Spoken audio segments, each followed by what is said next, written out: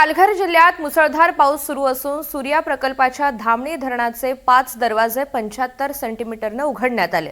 धामणी आणि उपधरण असलेल्या कवडास धरणामधून एकूण 37,303 क्युसेक पाण्याचा विसर्ग सूर्या नदीत सुरू असल्यामुळे नदीच्या पाणी पातळीत मोठी वाढ झाली आहे। या पार्श्वभूमीवर सूर्या नदीकाठच्या 65 गावांना सतर्कतेचा इशारा देण्यात आलाय। नागरिकांना सुरक्षित ठिकाणी राहण्याचं आवाहन सुद्धा करण्यात आलंय। दरम्यान धामणी धरणातील पाणीसाठा 93% पोहोचलाय। कवडास धरण पूर्ण क्षमतेने ओव्हरफ्लो होत आहे।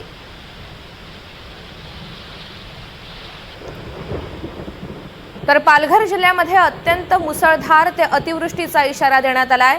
या पार्श्वभूमीवर विद्यार्थ्यांच्या सुरक्षिततेचा विचार करून पालघरच्या जिल्हाधिकारी डॉक्टर इंदू राणी जाखड यांनी पालघर जिल्ह्यातील सर्व शाळा आणि महाविद्यालयांना अधिकृत सुट्टी जाहीर केली आहे। यामध्ये जिल्ह्यातील सर्व अंगणवाड्या, सरकारी आणि खासगी शाळा, आश्रमशाळा आणि महाविद्यालयांना सुट्टी देण्यात आली आहे। मात्र आपत्ती व्यवस्थापनाच्या दृष्टीने मुख्याध्यापक, शिक्षक आणि शिक्षकेतर कर्मचाऱ्यांनी कार्यालयात उपस्थित राहण्याचे निर्देश देण्यात आले आहेत। दरम्यान प्रशासनाने नागरिकांना हवामानाचा अंदाज घेऊन आवश्यक ती खबरदारी घेण्याचं आवाहन सुद्धा केलं आहे।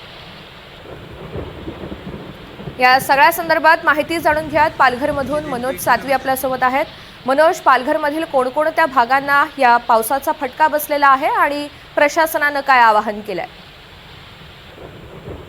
खरं तर काल पालघर जिल्ह्यामध्ये मोठ्या प्रमाणात मुसळधार पाऊस सुरू आहे।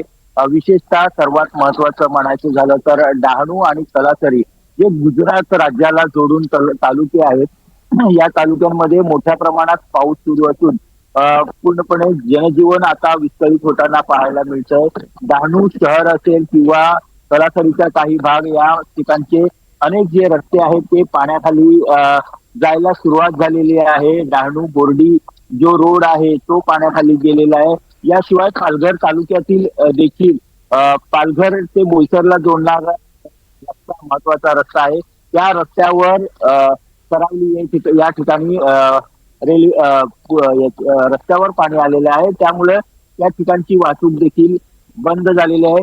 याशिवाय सूर्या प्रकल्पाचा धामणी आणि कवडास ही धरणं आहेत, ही देखील आता पूर्ण क्षमतेने भरलेली आहेत। त्यामुळं या धरणातून सूर्या नदीच्या पात्रामध्ये मोठ्या प्रमाणात पाण्याचा विसर्ग करण्यात आलेला आहे आणि या विसर्गामुळं सूर्या नदीला मोठा पूर आलेला आहे आणि प्रशासनाने खबरदारीचा उपाय म्हणून नदीकाठच्या जवळपास 65 गावांना सतर्कतेचा इशारा देण्यात आलेला आहे। सर्वात महत्वाचं म्हणजे काल प्रशासनाने सुरुवातीला डहाणू आणि तलासरी या 2 तालुक्यातील शाळा आणि महाविद्यालयातील मुलांसाठी खबरदारी म्हणून सुट्टी जाहीर केलेली होती। मात्र पावसाचा जोर बघितल्यानंतर रात्री उशिरा पूर्ण पालघर जिल्ह्याला सुट्टी देण्यात आलेली आहे, जेणेकरून कुठलाही अनुचित प्रकार घडू नये। विद्यार्थ्यांच्या सुरक्षेसाठी प्रशासनाने सुट्टी जाहीर केलेली आहे।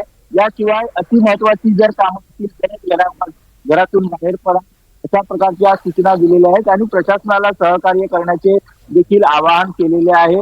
एकंदरीत पालघर जिल्ह्यामध्ये जर असाच पाऊस राहिला तर सर्वात जास्त समुद्रकिनारी जी गावं आहेत त्यांना मोठा फटका बसू शकतो, कारण भरती आणि मोठी भरती असल्यामुळं समुद्रामध्ये समुद्रकाठच्या गावांना याचा मोठा फटका बसू शकतो।